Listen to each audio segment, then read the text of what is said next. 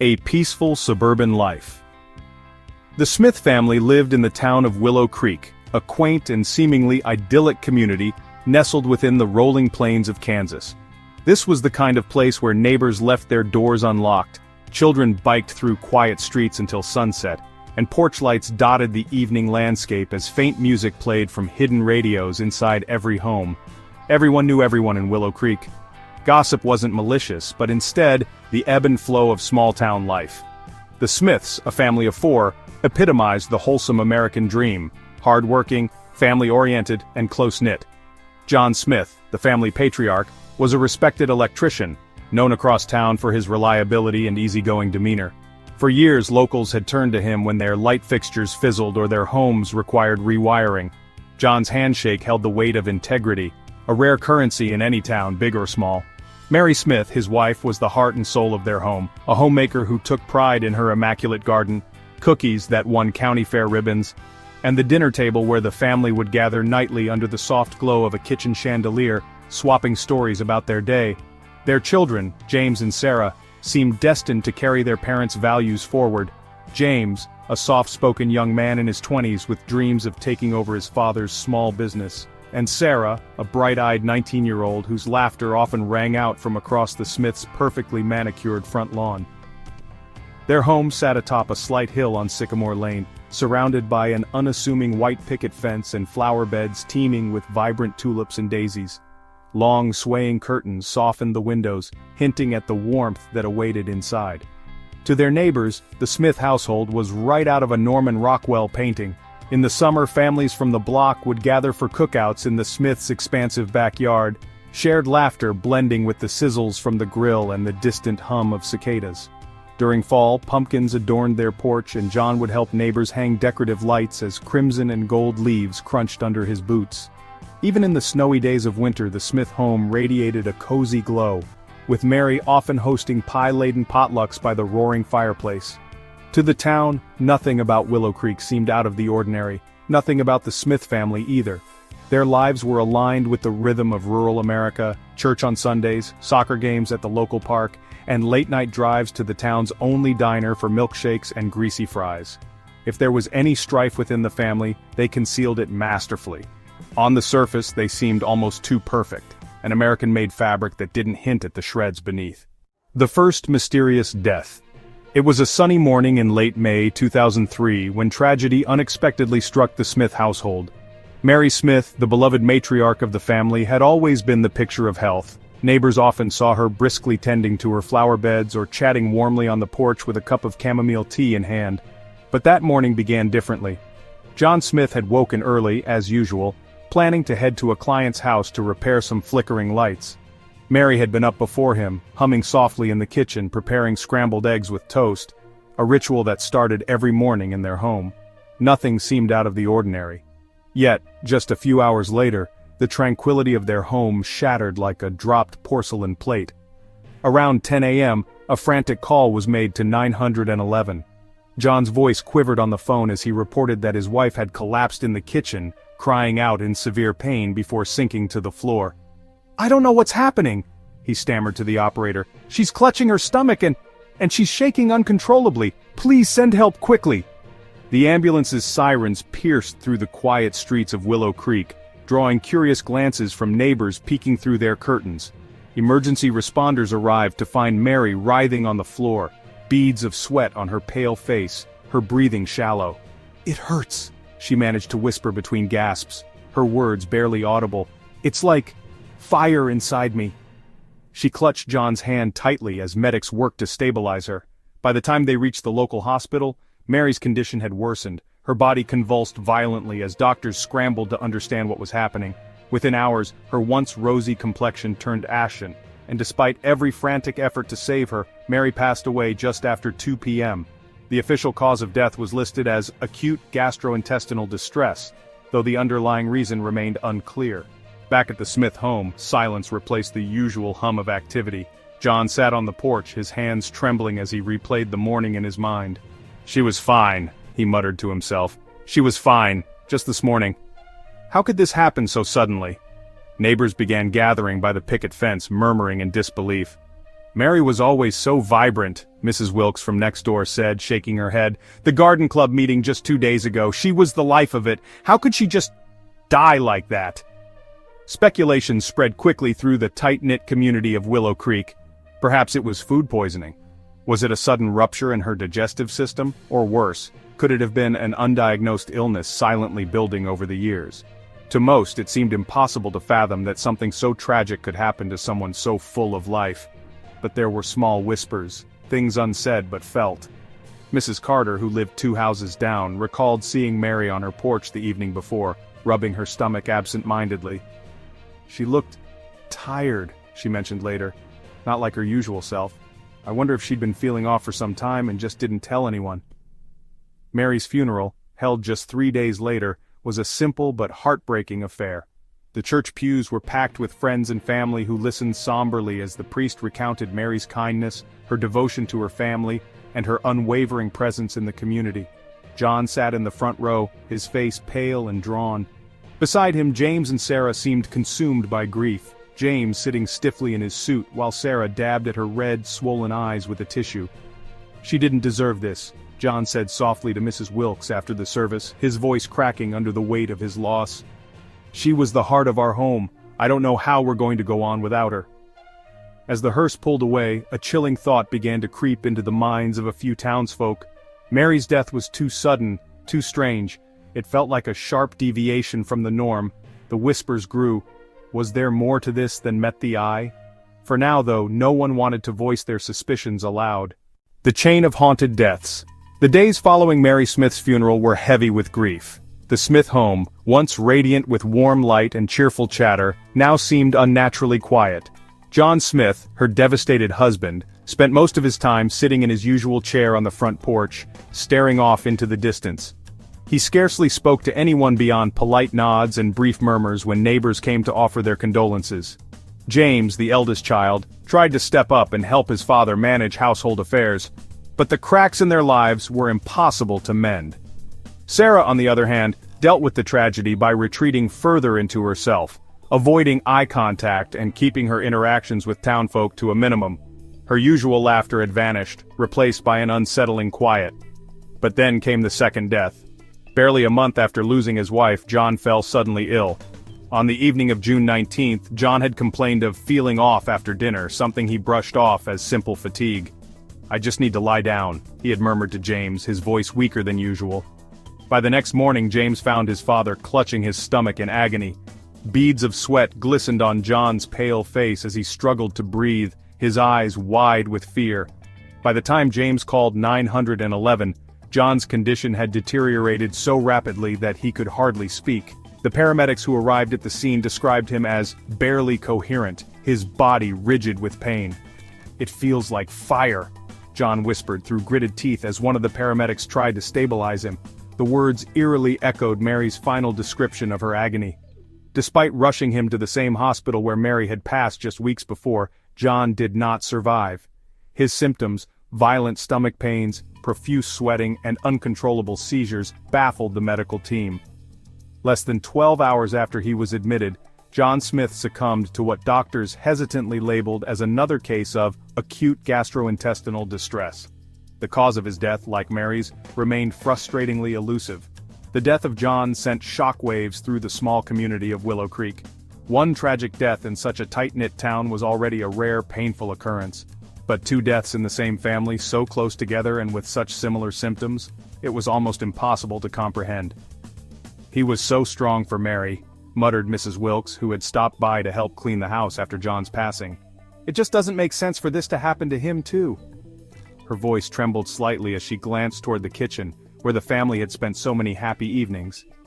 "It's like that house is cursed," she finally whispered, shaking her head. Theories spread like wildfire throughout Willow Creek. Some whispered that stress had taken its toll on John's health, causing his sudden demise. Others speculated about a genetic illness that could explain why 2 family members had died under such mysterious circumstances.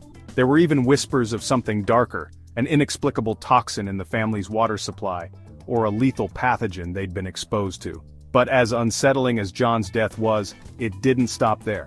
Just 2 months later, on a humid August evening, the Smiths' eldest child, James, became the next victim. Unlike with his parents, who had initially seemed healthy before falling ill, James had been notably unwell for weeks leading up to his death. Neighbors had started to notice the once strong young man looking gaunt and fatigued. "He's working too much," they would say. "It's the stress of losing both parents, no wonder he's not himself." But in truth, James's stress went beyond weight loss and pale skin. By mid-August, he began experiencing night sweats, dizziness, and frequent stomach cramps. When several of his co-workers at the local hardware store encouraged him to see a doctor, James waved off their concerns. "I'm fine," he said stubbornly. "Just tired, that's all." On the night of his death, James had been sitting in the family's living room with his sister Sarah, though the two barely exchanged words. At some point, James stood up, clutching his abdomen tightly, and stumbled toward the kitchen. "Sarah," he called weakly, "something's wrong." Sarah, who had been unusually quiet and withdrawn for the past few weeks, rushed to her brother's side, her eyes wide but her movements oddly hesitant. By the time James collapsed to the floor, writhing in pain and gasping for air, Sarah's cries for help shattered the stillness of the house. The 911 call came in at 9:30 p.m., but by the time paramedics arrived, it was too late. James had already stopped breathing. His lips were blue, his hands clenched into fists, as if he had been fighting something invisible, something overwhelming. Just like his parents, James's final moments were marked by unbearable agony, his body contorted in ways that medical responders later described in hushed tones. 3 deaths, each seemingly identical in their symptoms, each occurring within less than 3 months of the last. At this point, the town was no longer gossiping behind closed blinds, they were outright panicking. No one could explain such a chilling pattern of loss. "Is it something they ate?" cried Mr. Peterson from across the street, his voice frantic during a neighborhood meeting. "Or was it their drinking water? What if it spreads? What if it reaches us?" But some whispers took a different angle, pointing not at an illness, but at a person. Sarah Smith, the last surviving member of the family, had been the one constant through all 3 tragedies. While neighbors initially pitied her, an orphaned young woman left to pick up the shattered pieces of her life, the pity soon turned to suspicion. "She's just too detached," Mrs. Wilkes muttered to Mrs. Carter one afternoon, watching Sarah from a distance as she sat on the porch of the Smith house. "Everyone grieves differently, sure, but she doesn't seem like someone who's lost her whole family." Others pointed out how Sarah had seemed almost performative at the earlier funerals, crying loudly and throwing herself over the caskets but quickly resuming a blank, distant demeanor when the services were over. "It's probably just shock," some insisted. But others weren't so sure. What should have been a private mourning period became a public mystery, with the Smith family's story dominating every corner of town conversations. And as whispers turned into full-blown rumors, the name Sarah Smith became the common thread in every theory, even if no one dared to vocalize their suspicions too loudly. Not yet. The first suspicions. In a small town like Willow Creek, grief had a way of bringing people together, but it also had a way of sowing seeds of doubt. The Smith family's string of tragedies had left neighbors shaken to their core. First Mary, then John, and finally James, each life snuffed out like a candle in quick succession. But even as the town mourned, an uncomfortable tension began bubbling beneath the surface, as if people were afraid to say what they were thinking aloud. On the outside, Sarah Smith, the last surviving member of the Smith family, appeared to be devastated. At Mary's funeral, Sarah was inconsolable, clinging to her father John as she sobbed loudly over the casket. "She cried enough tears for all of us," Mrs. Wilkes had whispered to another neighbor in the church pews. At John's funeral, Sarah's breakdown was so intense that she nearly fainted while walking up the aisle. James had to hold her steady as she wailed, "My daddy! What will we do without him?" Her anguish seemed to echo through the crowd, pulling at their heartstrings. But by the time James died, something about Sarah's grief began to feel off. "It's strange," Mrs. Carter had said during a casual chat with her next-door neighbor. She was shrieking like a banshee at James's funeral, but the very next day she was out shopping at the farmer's market, not a tear in sight. I remember thinking, how could someone bounce back so quickly after losing her father and brother? Gradually, whispers began circulating. Some of the townsfolk didn't believe Sarah's grief was genuine. "She cried a little too hard, you know," Mrs. Peterson, a frequent churchgoer, mentioned while chatting in the parking lot after Sunday service. Something about it felt rehearsed, like she was putting on a show for everyone. Several neighbors started piecing together their observations. There were aspects of Sarah's behavior that didn't seem to add up, little things that only became clear in hindsight. After Mary's death, Sarah had taken to pacing the front yard late at night, talking softly on her cell phone while hugging herself against the chill. It wasn't unusual for a young woman to make late-night calls, but there was something secretive about the way Sarah would turn her back to the house or grow quiet whenever someone walked by. Even within her own home, Sarah's demeanor began raising eyebrows.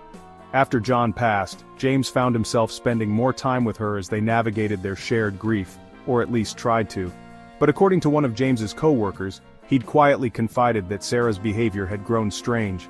He told me that she locked herself in her room a lot, the co-worker told investigators later. And when she came out, she acted like nothing was wrong, but he was pretty sure she hadn't been sleeping. He said her eyes looked wild.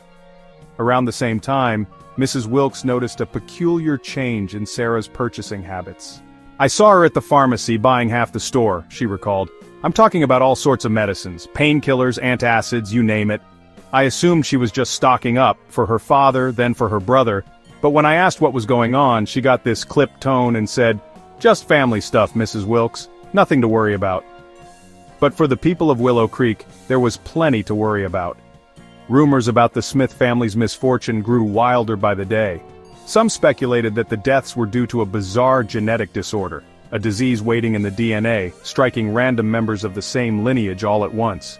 "Maybe it's something they ate," suggested Mr. Thatcher, the town's hardware store owner. "Like some bad meat they shared at dinner. I mean, they were the only ones getting sick." Others leaned into darker theories. "What if it's something in their water?" Mr. Peterson postulated one evening during a block cookout. "That house has an old well on the property. Something toxic could have seeped into it, poisoning everything they touched." A few brave souls dared to say what others were already thinking but were too hesitant to express. "Do you think someone did this to them?" whispered Mrs. Carter one windy afternoon. The implication sent a chill through her companions. Who would want to harm the Smith family, and why? Slowly the name Sarah began weaving into conversations, the one thread that linked all three deaths. While no one said it outright, the thought was impossible to ignore. She was the only member of the family untouched by the mysterious illness. "I mean, it's strange, right?" muttered Mr. Peterson. "Her parents, her brother, 3 healthy people gone one after the other, but Sarah, perfectly fine, not even a cough." Coffers of gossip began to brim with what-ifs. Some recounted Sarah's strange behavior at James's funeral, where her grief seemed more performative than heartfelt. "She threw herself over James's casket, sure," said Mrs. Wilkes, shaking her head as she recounted the moment over coffee with Mrs. Carter. "But when I saw her the next morning, she looked fresh as a daisy, like she hadn't cried at all. Honestly, it gave me the shivers." Other townsfolk noted Sarah's sudden acquisition of certain luxuries. Despite not working, she had been spotted driving a newer model car, a white sedan that certainly didn't resemble the ancient clunker she had driven the previous year. "Did she get insurance money?" whispered one neighbor to another. "Isn't that suspicious, to start spending like that when her family has barely been buried?" Still, these suspicions lived only in private conversations behind closed doors. To accuse anyone of wrongdoing, especially someone who'd suffered so much apparent tragedy, was to risk fracturing the fragile civility of the town. The sun wasn't spared. Either, by August 2003, the once picture-perfect Smith family was facing its darkest chapter yet. The small community of Willow Creek, already rocked by the unexpected passings of Mary and John Smith, had barely begun to recover when tragedy struck again. This time, it was James Smith, the eldest son and the family's pillar of strength, who fell victim. His death not only broke the fragile illusion of stability, but also left the whole town questioning how this could happen again, and why. James had always been seen as the dependable one, the steady rock of the family. After his mother's and father's untimely deaths, he stepped into a leadership role, balancing his full-time job at Thatcher's hardware store with the responsibilities that came with managing the family household and looking out for his younger sister Sarah. "He tried to do it all," Mr. Thatcher, James's boss, later said. "You could tell he was carrying a lot on his shoulders, but he never complained. That's just who he was." To the neighbors, James seemed stoic in the face of unimaginable loss. He handled the funeral arrangements, thanked everyone for their casseroles and well wishes, and quietly worked to keep the house running. But close friends noticed something was different. "His smile just seemed hollow," Daniel, a longtime buddy of James, remarked during a neighborhood gathering. You'd talk to him, but it was like he wasn't really there, not like he used to be, you know. However, by mid-July, more troubling signs began to emerge. James visibly started to wither. Normally a sturdy and spry young man in his late 20s, he developed a sallow complexion, and his once bright eyes were shadowed by deep circles. Co-workers noticed he was constantly fatigued, often zoning out while stocking shelves or ringing up customers. He just looked tired, another colleague noted, like he wasn't resting at all. At first we chalked it up to grief. Losing both parents back to back, that takes a toll. But then it got worse. Neighbors began whispering about James's deteriorating health. From their porches and garden patches, they watched him drag the trash bins down the driveway with shaky hands, his movements more labored than usual. A few brave souls even asked him if he was all right. "He'd wave me off," said Mrs. Wilkes, who lived next door. "He always said, 'Don't worry about me, just need to catch my breath.' But the way he looked, it was like he was wasting away." By August, James began experiencing debilitating symptoms. He'd wake in the middle of the night drenched in sweat, his body trembling from uncontrollable chills. His appetite vanished, and the mild stomach cramps he'd brushed off earlier turned into sharp, gut-wrenching pains that would leave him doubled over for hours. Despite his friends and co-workers urging him to see a doctor, he stubbornly refused. "I'm fine," he assured them. "It's just stress. I'll be all right once everything settles down." The evening of August 17th was no different from the many quiet summer nights that filled Willow Creek. Houses were lit dimly from within, crickets chirped in the distance, and children rode bicycles in fading daylight. In the Smith home, James sat at the kitchen table with Sarah, finishing a dinner of scrambled eggs and toast, the only meal he'd managed to stomach all day. The two didn't talk much. Sarah quietly picked at her plate while James shifted uncomfortably in his chair, grimacing every time a sharp pain lit up his stomach. "I think I'm going to lie down," James finally muttered, pushing himself up from the table. But just as he steadied himself, his knees buckled. "Sarah!" he gasped, grabbing the edge of the table for support. "Something's wrong!" Sarah ran to his side, her wide eyes filled with panic. Or was it something else? To the paramedics who later arrived, Sarah's behavior that evening would come across as oddly detached, like someone scared but not quite surprised. James, meanwhile, writhed on the kitchen floor, his body contorted in pain as he gripped his stomach with both hands. "It burns!" he cried out as Sarah frantically dialed 911. "It feels like fire spreading! Everywhere!" The ambulance arrived within minutes, but James's condition was already critical. By the time paramedics carried him to the gurney, his breathing had become shallow and his skin was pale, glistening with cold sweat. His final words were faint, barely audible over the chaos in the house. "Why is this happening?" At the hospital, the doctors worked tirelessly to stabilize him, but James slipped away just hours after arriving. His symptoms, unbearable stomach pain, violent seizures, profuse sweating, were disturbingly familiar to those who had treated both Mary and John Smith. And just like his parents, the official cause of death was listed as acute gastrointestinal distress. But questions lingered, and answers were nowhere to be found. James's death marked the third tragedy to befall the Smith family in less than 3 months. For the townsfolk, it was the final straw. Willow Creek was no longer grieving, it was terrified. "You just don't see things like this," Mr. Peterson said to a gathering of neighbors, his voice trembling.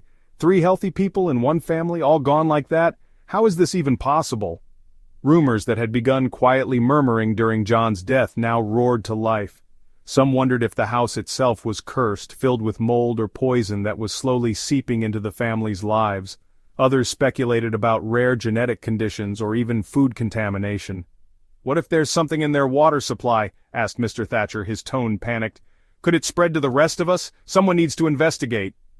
But amidst all the wild theories, one unsettling thought began creeping into the conversations. What about Sarah? She was, after all, the only member of the Smith family untouched by the mysterious illness. "I mean, don't you find it strange?" whispered Mrs. Carter to Mrs. Wilkes one afternoon. 3 of them, gone, and she's completely fine, not even a cough or a sniffle. Isn't that odd? Despite James's death, Sarah showed little sign of being afflicted. She attended her brother's funeral with a stoic expression, tears streaming down her face, but her composure otherwise unbroken. "She's grieving," some neighbors said as they watched her dab at her eyes with a tissue, but others weren't so sure. "Something's off about her," Mr. Peterson remarked under his breath. "I don't know what it is, but mark my words. there's more to this than we're seeing. Signs of poisoning discovered. The mysterious deaths of the Smith family had left the town of Willow Creek rattled, but for months speculation remained just that, speculation. There were no concrete answers, only whispers of curses, toxins, or tragic coincidence. But when law enforcement received the initial toxicology reports for John and James Smith, the conversation shifted from improbable theories to cold scientific evidence. What the medical examiners discovered shocked the entire community and cast a new sinister light over the already tragic story. It started with Mary. After her sudden collapse and excruciating death, the local coroner had attributed her passing to acute gastrointestinal distress. At the time, the assumption was natural, a ruptured organ, undetected illness, or food poisoning. But when John died just weeks later with eerily similar symptoms, the authorities began combing through Mary's medical records in greater depth. Post-mortem blood samples taken during her hospital stay were sent to a forensic toxicologist at the state laboratory in Wichita. The results, though delayed by a backlog of other cases, raised immediate red flags. Traces of arsenic, an odorless, tasteless toxin that was particularly infamous for its use in historical murders, were found in Mary's system. The levels were low enough to suggest slow, repeated exposure before her death, rather than a single overwhelming dose. It wasn't enough to have raised suspicions initially, but once detected, it painted a chilling portrait of what might have been happening behind the closed doors of the Smith home. As soon as John's death followed, forensic investigators sped up their analysis of his blood and organ tissue samples. Their findings painted the same horrific picture, significant amounts of arsenic throughout his system. Once again, the pattern suggested chronic, cumulative exposure, a slow poisoning orchestrated over time. More concerning still was that the concentrations in John's tissues were higher than in Mary's, suggesting his exposure had intensified in the weeks following his wife's death. And then came James. By the time his tissues were analyzed, toxicologists were no longer merely suspicious. They were convinced something was deliberately and methodically destroying this family. James's levels of arsenic were the highest yet, indicating that by the time he'd begun exhibiting symptoms, he'd already been poisoned for weeks, if not months. His death, devastatingly, had been preventable if only the signs had been caught in time. Local authorities convened a meeting of emergency investigators from both the state and federal levels. One thing became clear almost immediately. There was no natural explanation for this. Willow Creek's groundwater, tested extensively after panicked neighbors filed complaints, was free of contamination. The Smiths' pantry and refrigerator were analyzed for spoiled food or accidental contamination, but nothing unusual surfaced. The chances of all three deaths being a tragic coincidence were now mathematically improbable. There was no denying it anymore. Someone had deliberately poisoned the Smith family. The discovery of arsenic set off a wave of unease in Willow Creek. Neighbors who had once believed they were immune to the horrors seen on nightly news began locking their doors and whispering anxiously in grocery aisles. In a town where everyone knew everyone, the idea of a potential murderer lurking nearby was almost unthinkable. But as the implications of the toxicology reports began to sink in, the questions turned darker. If the family was poisoned, Mr. Peterson mused to his wife over dinner one evening, who could have done it, and why? By now, many of the neighbors had shifted their eyes to Sarah Smith, the last surviving member of the family. She had inherited both the family home and the sizable insurance payouts following the deaths of her parents and brother. While some remembered Sarah as a sweet and bubbly young woman, others now spoke of her with suspicion. Mrs. Wilkes from next door often recounted Sarah's behavior in the weeks following James's funeral. She wasn't exactly grieving, at least not the way I'd expect. Mrs. Wilkes confided to Mrs. Carter one evening. Sure, she cried in public, but she was spotted at the mall just days later buying designer clothes and a brand new handbag. It doesn't sit right with me. Investigators began scrutinizing Sarah's day-to-day activities, looking for any inconsistencies or suspicious behavior that could link her to the poisoning. They interviewed her co-workers, her friends, and even distant relatives looking for answers. What they found was enough to deepen their interest. Sarah had been purchasing a variety of unusual items in the months leading up to her family's deaths, including cleaning supplies and pest control products that contained traces of arsenic. While these purchases were not necessarily incriminating by themselves, a disturbing pattern began to emerge. Bi-weekly trips to a specialty hardware store out of town, large cash withdrawals without explanation, and hours spent on her computer late into the night, all of it pointed to a young woman with something to hide. As the investigation focused on Sarah, the authorities received a breakthrough that would tie everything together. A receipt was discovered in a routine financial audit linked to Sarah's credit card. The purchase? Arsenic-based rat poison, bought months earlier in a store 2 towns over. The purchase appeared innocuous at a glance. Plenty of rural homes in Kansas used poisons to deal with pests, but this specific brand matched the chemical compound found in the Smith family's toxicology reports. The correlation was undeniable. The discovery shattered the fragile rhythm of daily life in Willow Creek. Sarah, still living in the same house where her entire family had died, had gone from the object of pity to the center of suspicion. The gossip that once bubbled just beneath the surface of polite conversation had reached a boiling point. People openly wondered whether Sarah could be capable of such a horrendous crime, and if she was, what could have driven her to commit it? Mrs. Carter, who had once been neighborly toward Sarah, summed up the mood of the town best. "You think you know someone, but the truth is, some people—" She paused, lowering her voice as if Sarah could somehow hear her from 3 houses away. "Some people are like snakes in the grass, quiet, watching, waiting." Sarah, oblivious, or perhaps indifferent, to the growing storm of suspicion, continued about her business. She was seen at the bank making deposits and at the salon getting her hair done. From the outside it appeared as though she was moving on with her life. But inside the sheriff's department, detectives were working night and day to unravel the chain of events that had led to the downfall of the once perfect Smith family. Sarah and her suspicious lifestyle. By the time the toxicology reports had confirmed arsenic poisoning as the cause of the Smith family's deaths, the town of Willow Creek was already buzzing with speculation. It wasn't just the cold, hard evidence pointing toward foul play that had neighbors on edge. It was also Sarah Smith's increasingly peculiar behavior in the weeks that followed. Once seen as a grieving young woman burdened by unimaginable loss, Sarah was now regarded with cautious curiosity. The picture-perfect survivor of the Smith tragedy suddenly didn't seem so perfect after all. Everything about Sarah's lifestyle after the deaths raised eyebrows. The same young woman who was once described as sweet, shy, and cheerful now appeared distant and disinterested in the sympathy of her neighbors. She didn't host tearful candlelit vigils in memory of her family or leave heartwarming notes of gratitude for the casseroles dropped on her doorstep. Instead, Sarah seemed to be thriving, or at the very least, adjusting quicker than anyone expected. Too quick, some thought. She was out shopping for designer shoes a week after James's funeral, Mrs. Wilkes whispered to Mrs. Carter during their usual afternoon tea. The tone of her voice carried equal parts awe and suspicion. "Shoes, can you imagine? I'd be too broken to even leave the house, let alone browse for luxury items at the outlet mall." It wasn't just the shopping that locals considered odd. Sarah, who had always driven a beat-up old sedan passed down from her father, was suddenly seen cruising Willow Creek streets in a bright, late-model car, a shiny white sedan that turned heads for its newness. "It doesn't make sense," murmured Mr. Peterson, peeking through the blinds as the car rolled past his house. "Where'd she get the money for something like that? I thought she wasn't even working." Indeed, for someone left as the sole inheritor of her family's estate, Sarah's lack of employment became a focal point of speculation.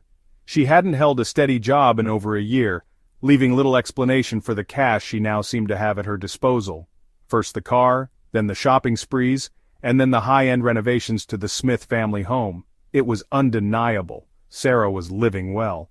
"She hired a landscaper last week," Mrs. Wilkes mentioned to another neighbor as they watched workers unload potted palm trees from a truck parked outside the Smith house. Palm trees in Kansas. If that doesn't scream excess, I don't know what does. Who is she even trying to impress? Despite the whispers surrounding Sarah's spending habits, there were deeper and more unsettling patterns of behavior that began to surface. Sarah was seen frequently leaving town, often making trips to nearby cities like Wichita, or traveling to more affluent areas far from Willow Creek. While some neighbors thought she was visiting friends or seeking therapy, others were less convinced. "She's hiding something," stated Mrs. Carter one afternoon, folding her arms across her chest as she glared at Sarah's car speeding down the street. "You don't just start disappearing like that out of nowhere. Not when your whole family just dropped dead." Adding fuel to the fire, Sarah appeared to be involved in a secretive relationship with a man no one in Willow Creek recognized. On more than one occasion, a sleek black Lexus had been spotted parked discreetly outside the Smith home late at night. The man driving it remained faceless to the curious neighbors who peeked through their curtains, but the car, a luxury model with out-of-state plates, left lasting impressions. She never introduced him to anyone, and he never came by during the day. According to Mrs. Peterson, who had taken to observing the Smith house more closely than she'd care to admit, there seemed to be an effort to keep his visits private. "She comes out, they stay in the car for a while and then he's gone," she reported to her ever-interested crew of neighbors. "It's shady, I tell you. Why wouldn't she bring him inside if she had nothing to hide?" As law enforcement dug deeper, they began to corroborate these rumors with hard evidence. Financial records uncovered during the investigation revealed that Sarah had been making unusual purchases for months leading up to her family's deaths. The most intriguing of these transactions included multiple trips to a hardware store in Wichita, where Sarah had used cash to buy an assortment of tools, chemicals, and supplies that investigators later connected to arsenic, a key ingredient in the poison found in her family's toxicology reports. What was even more alarming were Sarah's online activities. Investigators found records of hours spent browsing forums and websites about toxic substances, topics like undetectable poisons and how to administer arsenic.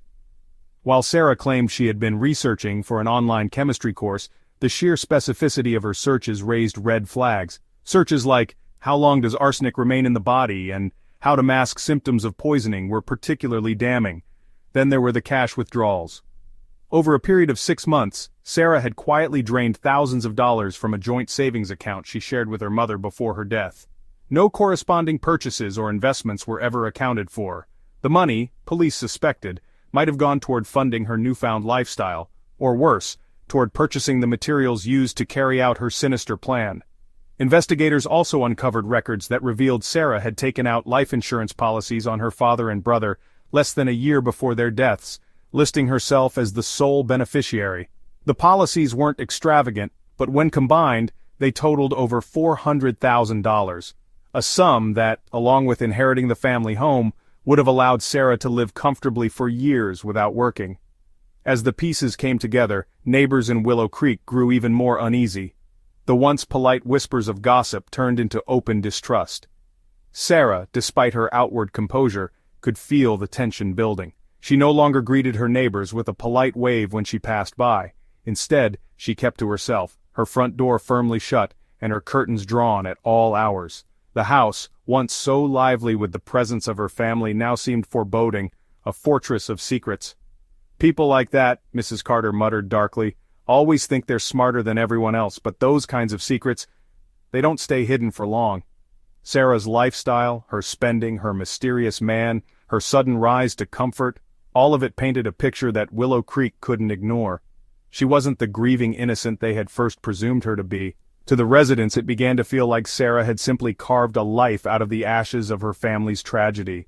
And though no one dared to confront her outright, it was only a matter of time before the walls she had carefully constructed would come crashing down. False statements from Sarah. When Sarah Smith was finally brought in for questioning by Willow Creek law enforcement, the atmosphere in the small-town sheriff's office was tense. The toxicology reports had already revealed that arsenic was the undeniable cause of death for all 3 members of her family.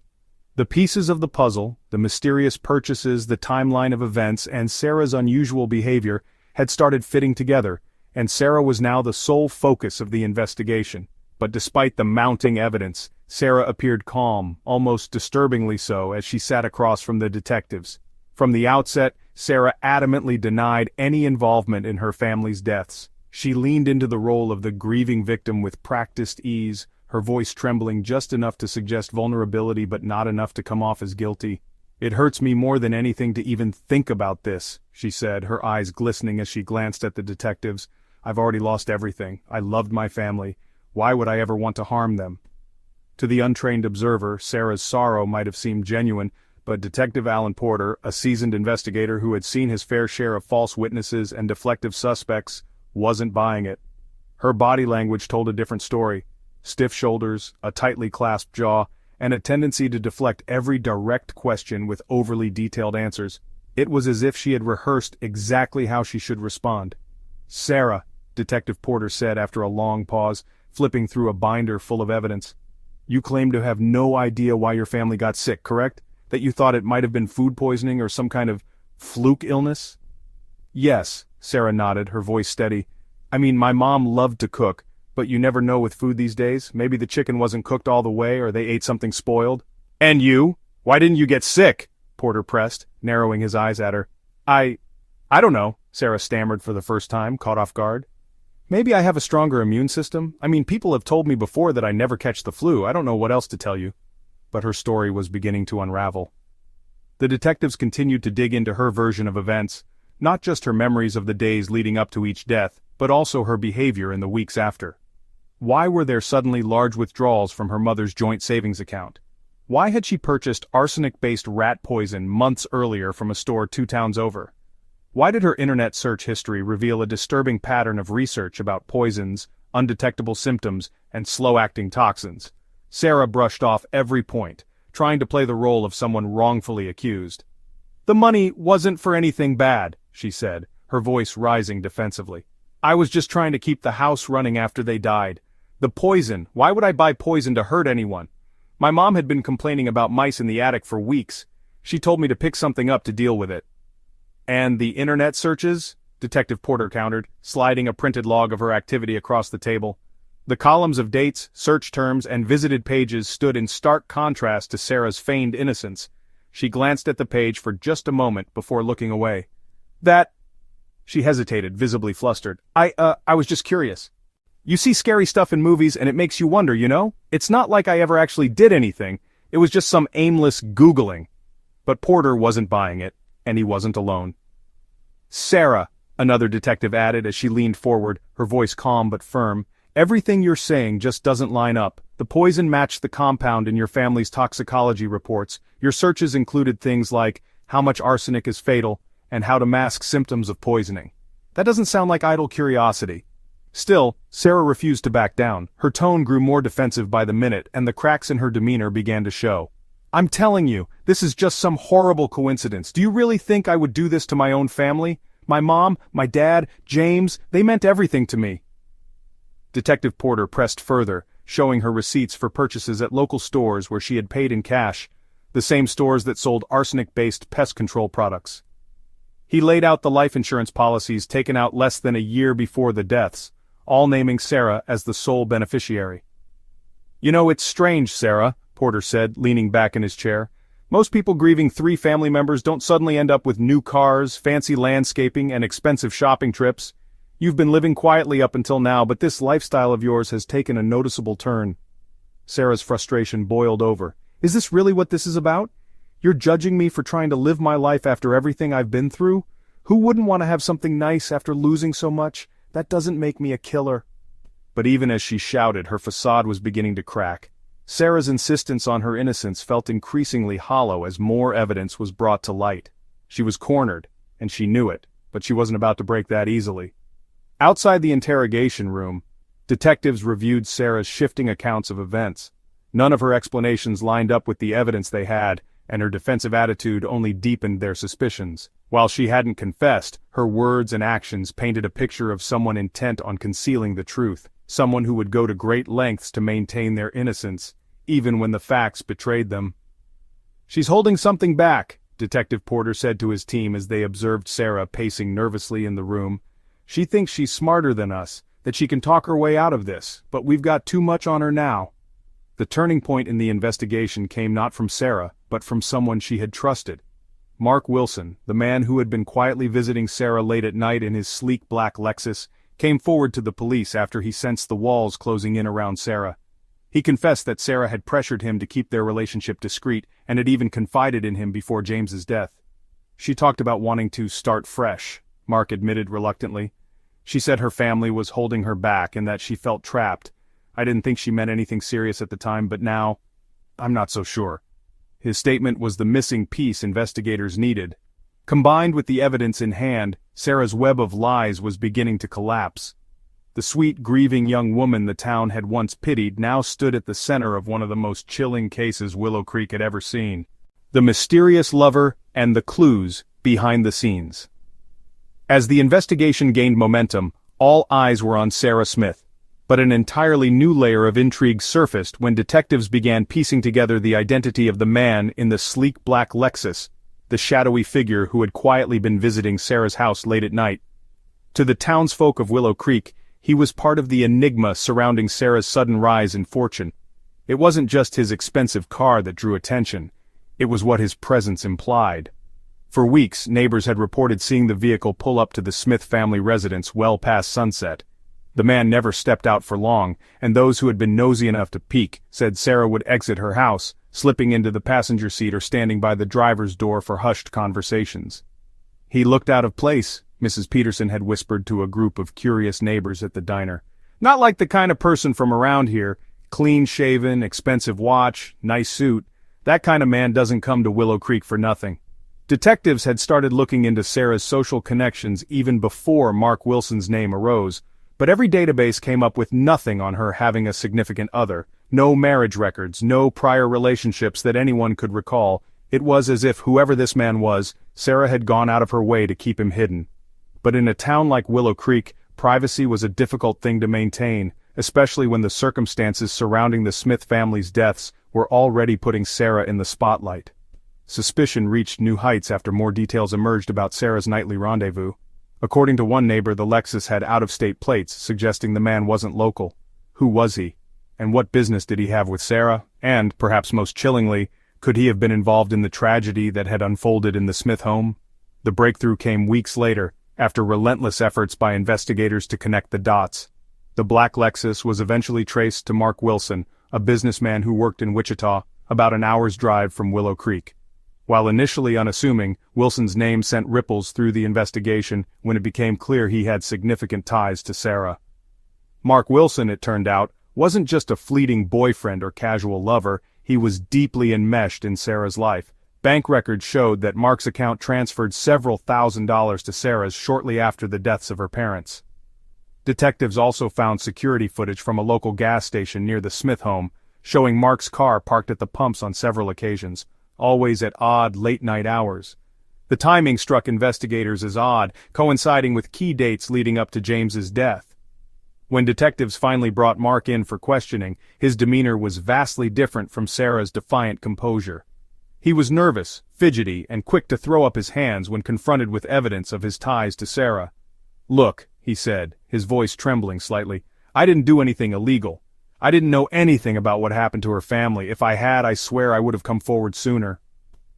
But as Mark began unpacking the details of his relationship with Sarah, his story painted a far more volatile and troubling picture than anyone had expected. Mark confessed that he had met Sarah nearly a year before the Smith family's deaths. The two had started a casual relationship, meeting at social events in Wichita where Sarah had inexplicably begun to spend more time. According to Mark, Sarah had presented herself as an ambitious, independent woman who longed to leave her small-town life behind. It wasn't until several months into their relationship that Sarah's stories began shifting. "She told me her family was controlling," Mark admitted reluctantly. "She said her mom was overbearing, her dad dismissive, and her brother she called him useless. She made it sound like they just didn't understand her, like they were holding her back." At first, Mark assumed Sarah's venting was nothing more than frustration, but then her statements grew darker, more pointed. She started talking about wanting to wipe the slate clean. She'd tell me things like, "Do you ever think about just starting over, like leaving everything behind and finally being free?" I didn't think much of it at the time. I figured she was just daydreaming. But as investigators continued pushing Mark, he cracked under the pressure. With sweat beading on his forehead, he revealed Sarah had made a chilling confession to him just weeks before James's death. She said that sometimes, to start over, you have to remove the obstacles in your life, Mark said, his voice barely above a whisper. She said it casually, like she was talking about rearranging furniture or quitting a job, but the way she looked at me, it gave me chills. When detectives pressed further, Mark admitted that Sarah had confided in him, albeit cryptically, about the deaths of her parents. "She made it seem like it wasn't random," he said, his hands trembling as he recounted details. "She told me that things were going according to plan, that soon she'd finally be able to breathe again." Mark's statements opened up an entirely new angle for investigators. Far from being a clueless outsider, he had unknowingly become part of Sarah's web, a pawn in her pursuit of wealth and freedom. His admissions also shed light on the timing of certain events. Sarah had been carefully orchestrating her steps long before her family's deaths had even occurred. Detectives began pulling more evidence on Mark, hoping to understand how much he'd been involved. While they found no direct links between him and the poisoning itself, his financial transactions and cryptic communications with Sarah suggested he'd inadvertently funded parts of her plans without realizing the scope of her intentions.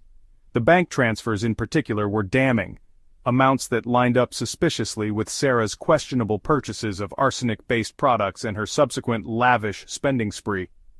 "She played him like a fiddle," Detective Porter later remarked to his team. "This guy didn't even see it coming. He probably thought he was helping someone he cared about, but in reality, he was just another piece in her puzzle." As the story of Sarah and her mysterious lover unraveled, the people of Willow Creek were left reeling.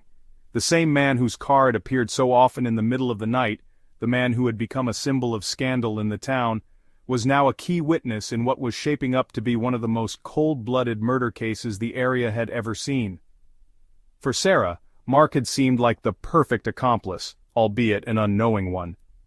But for the investigators, he was the breakthrough they needed to nail down a timeline, to understand Sarah's motives, and to finally begin dismantling the web of deceit she had woven so carefully. The cold-blooded plan. As the investigation unfolded and more evidence surfaced, one chilling truth became clear to both the detectives and the community of Willow Creek. The deaths of the Smith family were no tragic coincidence. They were the result of a meticulous, carefully executed plan, a plan masterminded by Sarah Smith herself. Beneath the mask of a grieving daughter and sister lay a cold and calculating individual who had plotted the destruction of her own family for months, if not years. It wasn't a crime of passion. This wasn't the impulsive act of someone pushed to their breaking point by a moment of anger or frustration. No, this was something far more sinister. A methodical, premeditated sequence of events designed to ensure Sarah would come out on top, with no one left to question her motives or claim their share of the family's assets. The motive? Freedom and money. Detectives had long suspected that greed played a pivotal role in Sarah's actions. With a combination of life insurance policies, inheritance, and property value, Sarah stood to gain nearly $500,000 upon the deaths of her parents and brother, not to mention full ownership of the Smith family home. But money alone didn't explain the depth of her actions. It was the years of resentment, the seething anger that had apparently built up beneath her seemingly sweet demeanor that fueled her plan. The seeds of resentment. Interviews with those who had known Sarah growing up painted a picture of a young woman who had always felt trapped.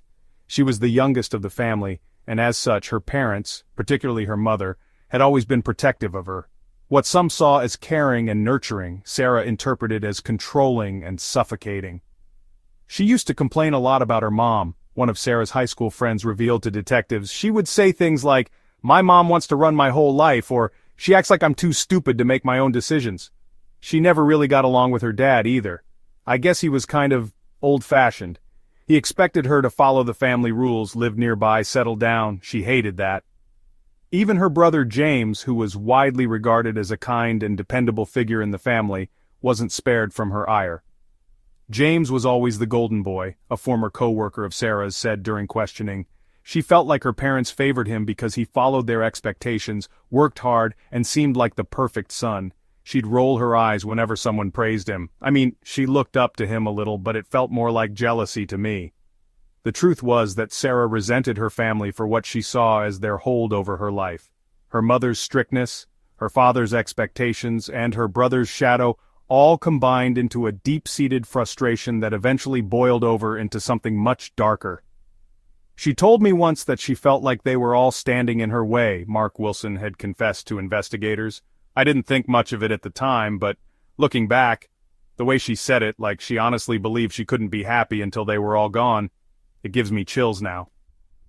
A deadly timeline. The plan began to take shape almost a year before the first death.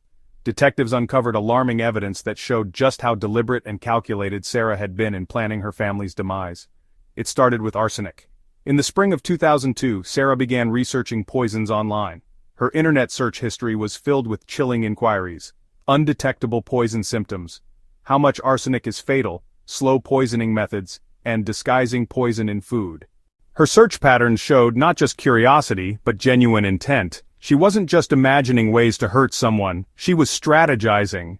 By the summer of that year, Sarah made her first suspicious purchase, a small quantity of arsenic-based rat poison from a hardware store 2 towns over.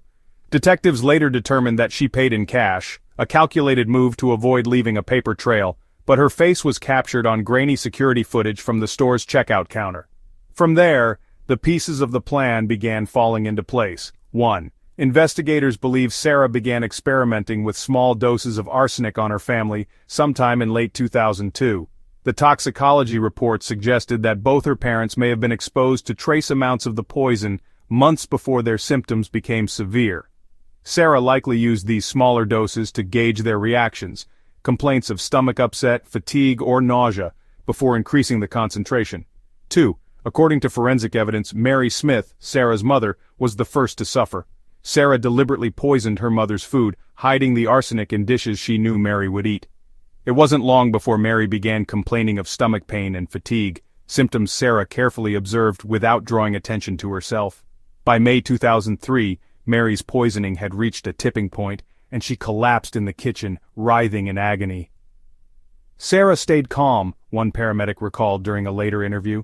Too calm for a daughter watching her mother die. Most people are hysterical in those situations, but she barely seemed emotional. 3. In the aftermath of Mary's death, Sarah turned her attention to her father, John. She likely spiked his meals with even higher doses of arsenic, knowing that suspicions would be deflected by the grief surrounding her mother's sudden passing. John's symptoms escalated rapidly, and within a month he too succumbed to what doctors had initially believed to be acute gastrointestinal distress. 4. James, the last obstacle in her path, proved to be more challenging. Unbeknownst to him, Sarah began dosing his food shortly after John's death. But James's robust constitution and slower metabolism delayed the effects. As James grew weaker, Sarah continued to play the role of the caring sister, feigning concern while slowly edging him toward his inevitable fate. By August 17th, James could no longer fight the effects. His collapse in the kitchen was the final step in Sarah's plan, and though her cries to 911 seemed frantic, they contained no genuine emotion. For Sarah, James's death was victory. The final piece of her family had fallen. The fatal motive. In the end, Sarah's motive came down to 2 interconnected desires: freedom and financial gain. She wanted a life untethered by her family's expectations, free from the control she believed had smothered her. And she wanted the money, the house, the insurance policies, the inheritance. She thought she'd get away with it, Detective Alan Porter remarked grimly. She thought no one would ever figure it out. But plans like these, they always leave a trail. Sarah's cold-blooded plan relied on secrecy, manipulation, and patience. For months, her family remained oblivious to the danger growing within their own home. But in the end, no amount of planning could protect Sarah from the truth. The web of deceit she had so carefully woven was finally beginning to unravel. The public trial. The trial of Sarah Smith captivated the country like something ripped straight from a primetime crime drama. By the time she stood in front of the judge for the first time in February 2005, the small town of Willow Creek had become ground zero for one of the most disturbing family tragedy cases in recent memory. News trucks lined the streets outside the courthouse, reporters swarmed the entrances, and local coffee shops buzzed with conversations that all seemed to start with the same question: how could she do it? Inside the packed courthouse, a tense hush fell over the crowd as Sarah, draped in a modest black dress, her hair neatly combed, walked into the courtroom.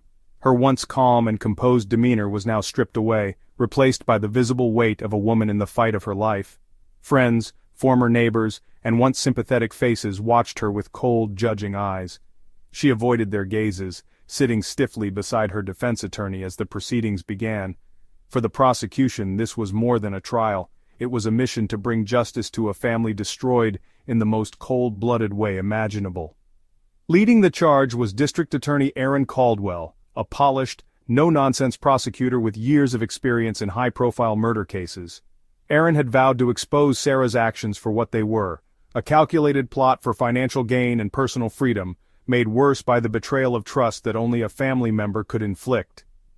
"Ladies and gentlemen of the jury," Aaron began her opening statement, her voice firm but methodical, "you will hear evidence so disturbing, so deliberate, that by the end of this trial there will be no doubt in your minds that the defendant, Sarah Smith, is guilty of committing one of the most heinous crimes imaginable. This is a case of patience and planning, greed and cruelty, and ultimately murder. She didn't just kill her family, she orchestrated their deaths for her benefit." She paused for emphasis, her piercing gaze sweeping the courtroom. "Sarah Smith poisoned her mother, she poisoned her father, and she poisoned her brother. She did so with arsenic, a toxin she researched, purchased, and used in secret. She watched them suffer for months while pretending to be the loving daughter and sister, all the while systematically dismantling their lives like a chessboard she could control, and she almost got away with it." The evidence unveiled. The prosecution didn't just rely on dramatic statements. Erin Caldwell and her team presented a mountain of evidence meticulously pieced together over 2 years of investigation. Forensic experts explained to the jury how toxicology results from the Smith family showed increasingly high levels of arsenic, escalating in concentration from Mary to John to James, clear proof of long-term exposure administered in calculated doses. One by one, receipts and purchase logs were unveiled, showing Sarah had procured arsenic-based rat poison just months before her mother's death. An expert witness walked the jury through security camera footage that confirmed Sarah's presence at the hardware store where the poison was bought. "She didn't just buy this once," Erin pointed out. "She made multiple trips, purchasing in cash, ensuring that her actions stayed hidden. But hidden does not mean untraceable. And here we are, tracing her steps back to the beginning of a plan she carefully constructed." The prosecution also brought Sarah's internet search history to light. Reports showed her typing chilling phrases such as, "how to poison someone without them knowing," and symptoms of arsenic poisoning. A digital forensics analyst broke down her meticulous activity, including reading articles on The Perfect Crime, and hours spent browsing forums that discussed poison dosages. Yet it wasn't just the physical evidence that painted a damning picture. Sarah's lifestyle choices spoke volumes. Erin presented photos of Sarah flashing a new designer handbag and driving a shiny new sedan mere weeks after her brother's death, luxuries funded by the life insurance policies Sarah had taken out on her parents and James. Records revealed she had applied for the policies just shy of a year before their deaths, leaving little doubt as to her motive.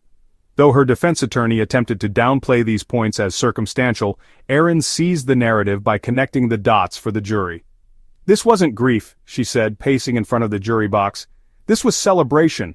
A celebration paid for with blood money." Sarah's defense. The defense painted a very different version of Sarah. Her attorney, Michael Grant, argued that Sarah was being scapegoated for a natural tragedy, that the deaths of her family were tragic coincidences twisted into an elaborate conspiracy by overzealous investigators under pressure to solve a sensational case. "Sarah Smith is not a killer," Michael implored the jury. "She is a victim of smear campaigns, assumptions, and baseless accusations." He accused the police of confirmation bias, focusing on Sarah from the outset and piecing together half-truths and circumstantial evidence to build their case. He called character witnesses to testify on Sarah's behalf, friends who described her as a kind, loving woman, and colleagues who said she could never harm a fly. The defense argued that the arsenic poisoning could have come from any number of sources, such as contaminated water, a common myth tied to rural wells. They suggested that the life insurance policies were innocuous, simply Sarah trying to help her family manage finances after her father's death. But Sarah's time on the witness stand would prove to be the most dramatic and disastrous moment for the defense. Sarah on the stand.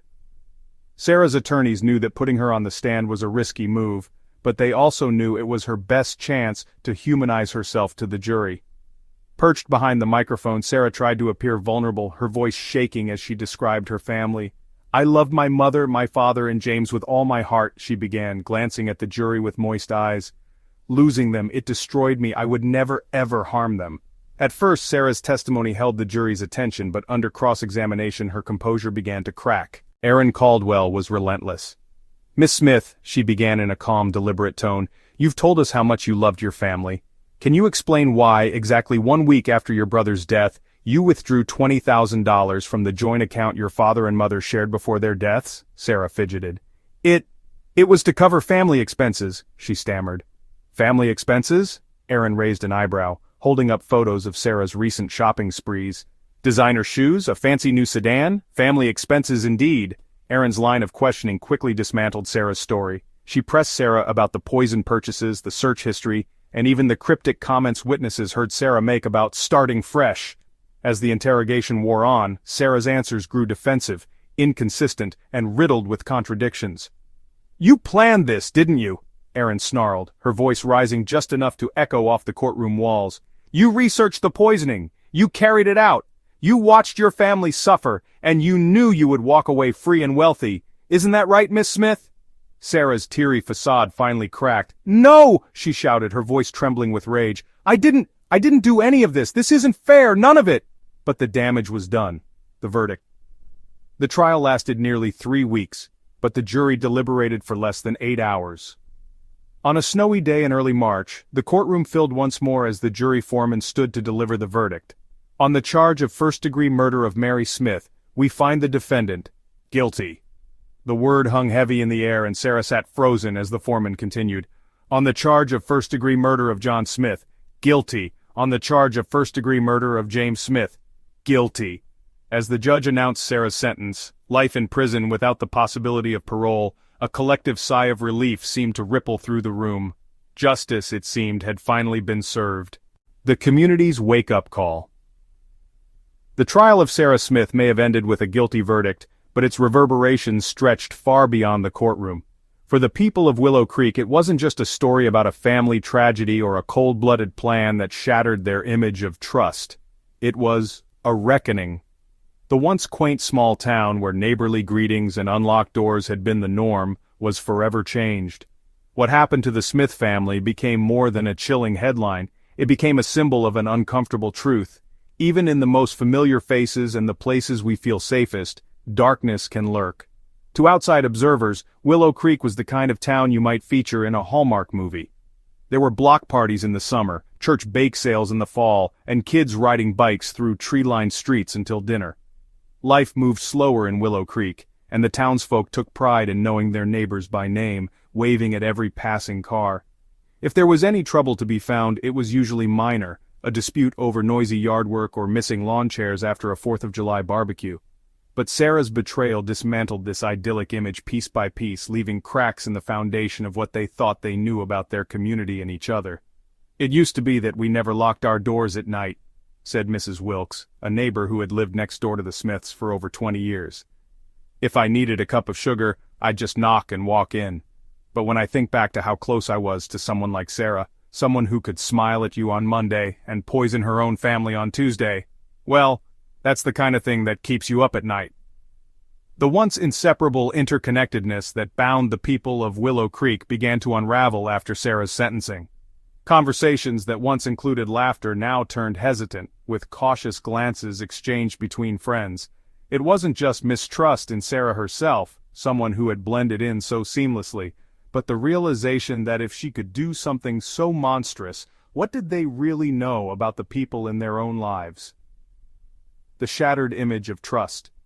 For many, the greatest betrayal wasn't the crime itself, but how it shattered the illusion of trust that had defined the town for generations. Sarah wasn't a stranger passing through. She wasn't a shady figure who lurked at the edges of the community. She was a friend, a sister, a daughter, and a neighbor. People had been in her home, eaten at her table, chatted with her on Sunday mornings as they walked their dogs.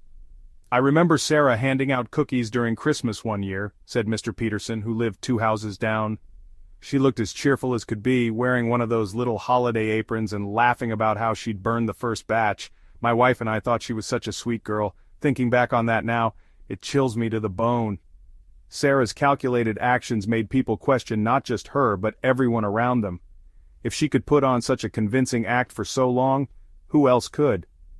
"I used to think you could trust someone just because you've known them forever," said Mrs. Carter, another longtime resident. "But now you start looking at people differently. You think, what are they capable of? Or what secrets are they hiding? It's a horrible way to think, but how do you go back to trusting people after something like this?" Even in Sarah's absence, her presence lingered in the town like a shadow casting doubt over every friendly face. The streets may still have looked the same, but in the hearts of the townsfolk, Willow Creek felt like a different place altogether. A rallying cry for awareness. While many wrestled with their newfound mistrust, others saw the Smith tragedy as a wake-up call to reevaluate how they viewed mental health, family dynamics, and the importance of truly understanding the people closest to them. There were warning signs, said Reverend Matthews, the pastor of Willow Creek's small church, during a Sunday sermon shortly after Sarah's sentencing. Maybe we didn't recognize them, or maybe we chose not to see them, but I think we need to ask ourselves, how well do we really listen to others? How well do we know the people who share our homes, sit at our tables, and walk beside us every day?